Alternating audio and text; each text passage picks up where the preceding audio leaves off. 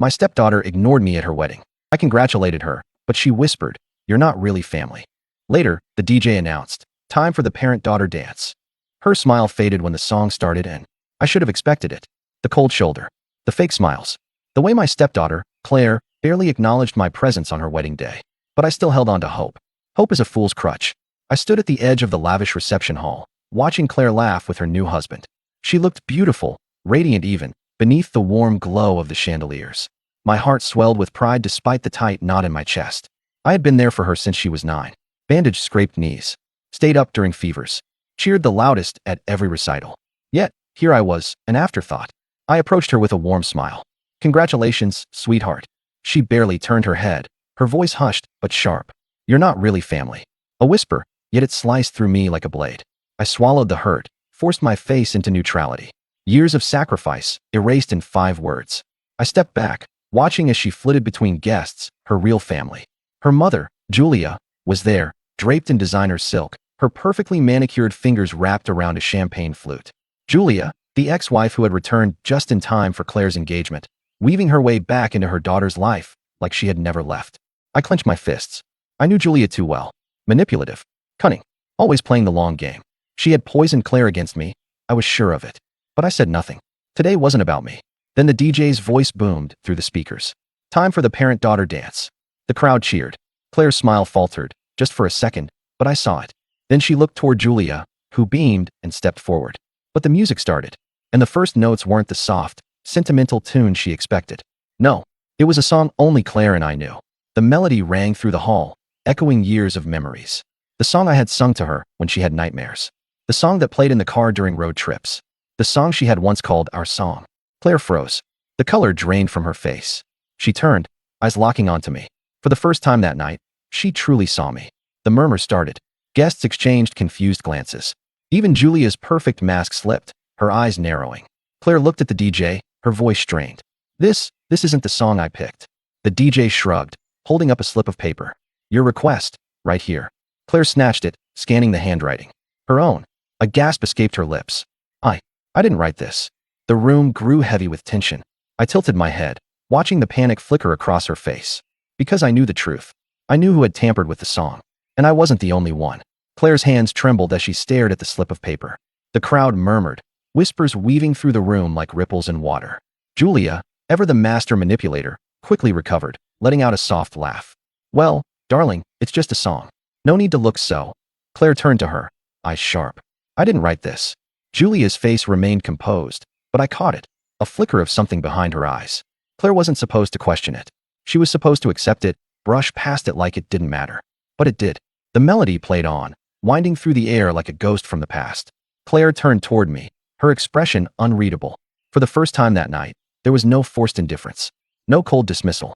Just confusion. Maybe even something deeper. I held her gaze, steady and calm. Let her come to her own conclusions. I wasn't going to beg for a place in her life, not tonight. The song reached the chorus, our chorus. The one she used to hum absent-mindedly as a child while doing homework. The one she whispered through tears when life became too much. And now, here it was, playing at her wedding. A song she hadn't heard in years, but one she could never forget. The whispers around us grew louder. Claire turned back to the DJ. "Where did you get this request?" The DJ scratched his head. "Came in this afternoon. Had your name on it." "I didn't send it," she insisted. A tight smile stretched across Julia's face. "Sweetheart, maybe you forgot." "I didn't forget," Claire snapped. The hall went silent. Eyes flicked between her and Julia. The mother who had abandoned her once. The woman she had chosen to replace me. And now, doubt crept in. Good. Julia's fingers curled around her champagne glass, knuckles turning white. She wasn't used to being questioned, not by Claire. She opened her mouth, likely to spin some carefully crafted excuse, but I beat her to it. "Strange, isn't it?"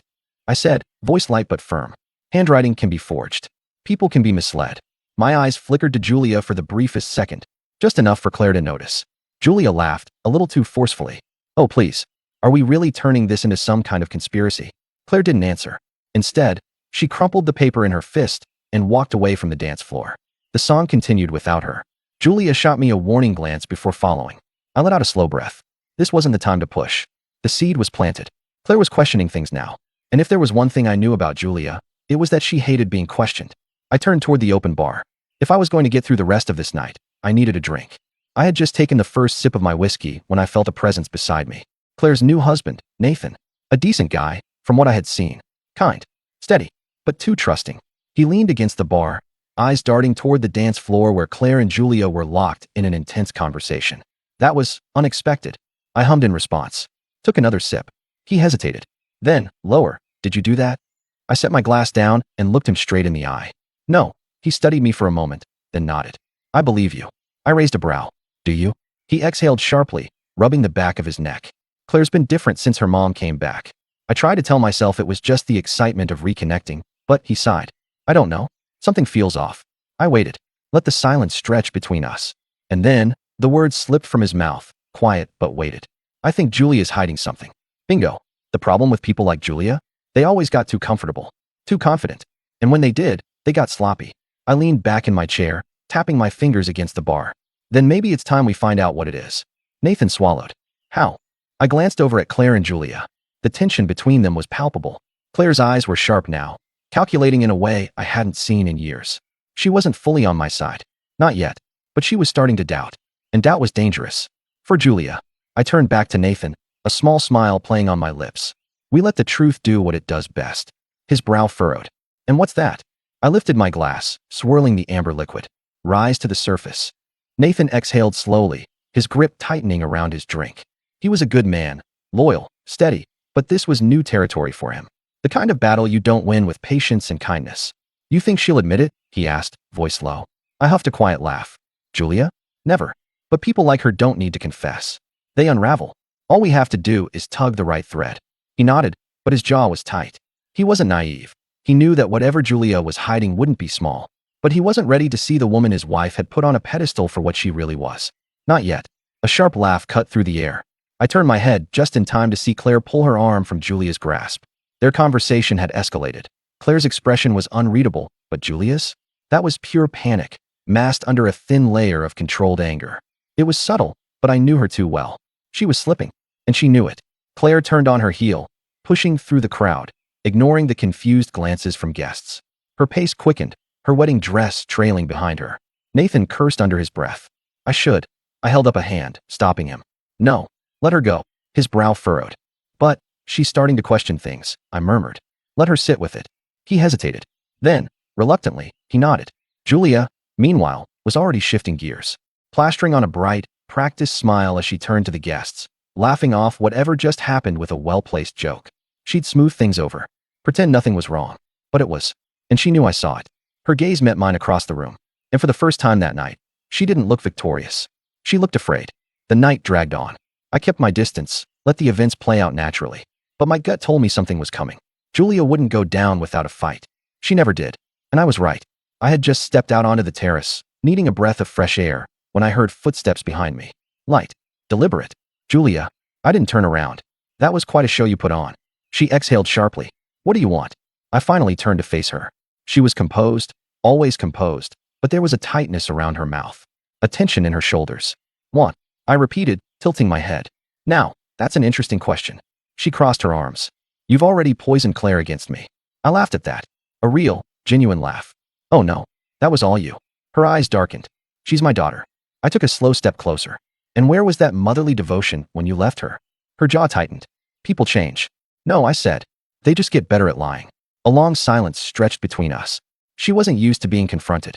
She was used to controlling the narrative. But tonight, she was losing her grip. I leaned in just slightly, lowering my voice. You're hiding something, and I'm going to find out what it is. She smiled then, but it didn't reach her eyes. Careful. Dig too deep, and you might not like what you find. It was a threat. Good. That meant she was scared. Funny, I said, stepping back. I was about to tell you the same thing. I left her standing there, her perfect mask cracking under the weight of the truth. This wasn't over. Not by a long shot. I didn't sleep that night.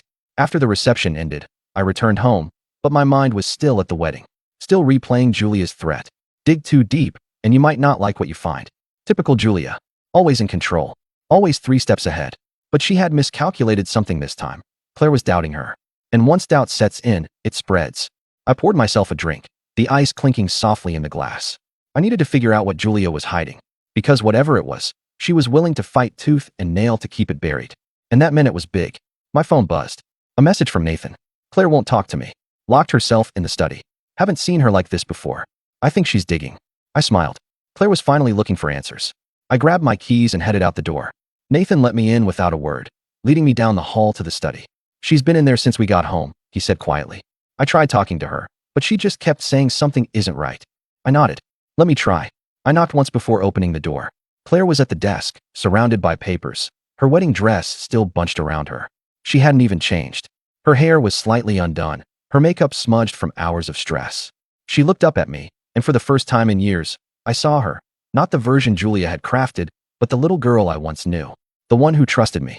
Her voice was hoarse. I think I made a mistake. I stepped inside. Tell me what you found. She swallowed hard, then turned the laptop screen toward me. It's about my trust fund. I froze. Claire's father had left her a sizable trust, meant for when she turned 25. Julia had no access to it. Legally, at least. I sat down beside her. What about it? She clicked a document, eyes flickering with uncertainty. Someone's been moving money. Small amounts. Over years. But when I looked closer, she hesitated. It's gone. All of it. I went still. That wasn't possible. Unless, I exhaled sharply. Julia. Claire's expression crumbled. She wouldn't. Even now, she wanted to believe the best. I softened my voice. Claire. She clenched her fists, her whole body trembling. How did she even get access? I studied the screen, scanning the details. And then, there it was. A power of attorney document. Signed. Dated. By Claire. She looked at it, shaking her head. I never signed this. I sighed. She forged it. She let out a broken laugh. That's illegal. Yes. Her breathing grew uneven. That was my future. I placed a steadying hand on hers. We'll fix this. She swallowed hard. How? I closed the laptop. By making sure Julia knows she's lost. We didn't wait until morning. By the time we arrived at Julia's estate, the adrenaline had fully kicked in. Claire barely hesitated before knocking, her posture stiff, eyes steeled. Julia answered within seconds, as if she had been expecting this. Her eyes flickered between us, then settled on Claire. Sweetheart, what? Where's my money? The softness in Julia's expression didn't falter, but I saw the slight shift in her stance. The way her fingers tightened around the edge of the door. I don't know what you're talking about. Claire held up her phone, displaying the forged document. Then explain this. For a split second, just one, Julia's mask cracked. Then she smiled. Claire, honey, you don't understand. No, Claire snapped. I understand perfectly. Julia's face hardened. Watch your tone. Nathan and I shared a look. This was the real Julia, the one who only existed behind closed doors. Claire, however, didn't waver. Her voice was eerily calm. You stole from me. Julia sighed. I was protecting it. For you. Claire scoffed. That money was mine. Julia's eyes turned cold. And I am your mother. Silence. Then Claire whispered. Not anymore. For the first time, Julia looked truly afraid. Claire turned away, her voice steady. You'll be hearing from my lawyer. Julia stepped forward, but I blocked her path. Game's over, I murmured. Her lips parted, as if she wanted to argue, to manipulate, to twist things in her favor one last time. But she had nothing left. And she knew it. Claire walked out the door without looking back. And for the first time since Julia had come back, she was finally free. Julia didn't chase after us. She didn't beg, didn't argue. She just stood there, frozen in the doorway, watching Claire walk away. For someone like Julia, silence was the worst defeat. Nathan exhaled beside me, rubbing his jaw like he still couldn't believe what had just happened. Claire, however, was eerily calm. Almost too calm. She slid into the passenger seat of my car without a word. I waited until we pulled out of Julia's driveway before speaking. Are you okay? Her gaze stayed fixed out the window. No, fair enough. She inhaled sharply, gripping the fabric of her dress. I keep thinking about every time I defended her. Every time I told myself she was different. She always made me feel like I owed her something. Like I was wrong for even questioning her. I kept my hand steady on the wheel. That's what manipulators do. She turned to me then, her eyes brimming with unshed tears. Why didn't I see it? I sighed. Because you wanted a mother. Her face crumpled.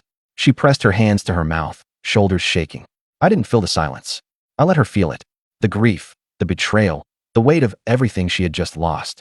Because no matter how terrible Julia was, she was still Claire's mother. And losing that illusion, it hurt. Finally, Claire whispered. She's going to fight this, isn't she? I nodded. Probably. She inhaled shakily. Then we make sure she loses. A slow smile pulled at my lips. That's the spirit. The legal battle lasted 3 months. Julia, of course, played the victim. She claimed the documents weren't forged, that Claire had willingly signed them, that I had manipulated her into turning against her own mother. But Claire wasn't that naive little girl anymore. She didn't waver, didn't flinch under pressure. And in the end, the evidence spoke for itself. The forensic team confirmed the signatures were forged. The bank records showed the slow, deliberate siphoning of funds. Every carefully constructed lie Julia had spun over the years unraveled in real time.